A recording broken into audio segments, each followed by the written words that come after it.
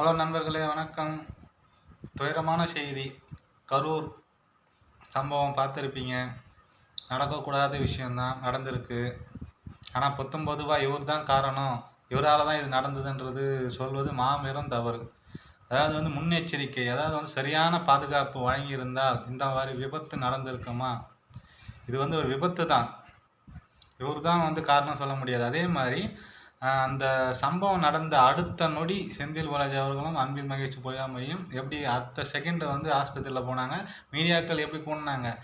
விஜய் அவர்கள் அங்கே பேசி முடித்த பிறகு அவர் கிளம்பிட்டார்.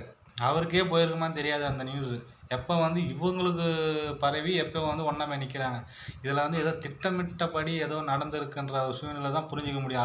அந்த அளவுக்கு கூட அறிவில்லாத மக்கள் இல்லை. இன்னும் இவங்க பொய்யான அரசியல் தான் நடத்திட்டு இருக்கானுங்க. இது அரசியலாக தான் பார்க்கப்படுது. கண்டிப்பாக இது அரசியலாக தான் பார்க்கப்படுது. இது அரசியல் விளையாட்டாங்க. உயிர் பலியை வாங்கி அவங்களுடைய பதவியை காப்பாற்ற முயற்சி பண்ணுறாங்களே தவிர இதில் பொதுவாக இவர் தான் காரணம்ன்ட்டு கிடையாது. அவர் சாதாரணமாக ஒரு மக்களை மீட் பண்ணுறதுக்கு வராரு. இங்கே பல கூட்டம் கூடுது. இதை ஒரு 2 பிரச்சாரம் வரை பார்த்துருப்பீங்க. பல கூட்டம் கூடுது.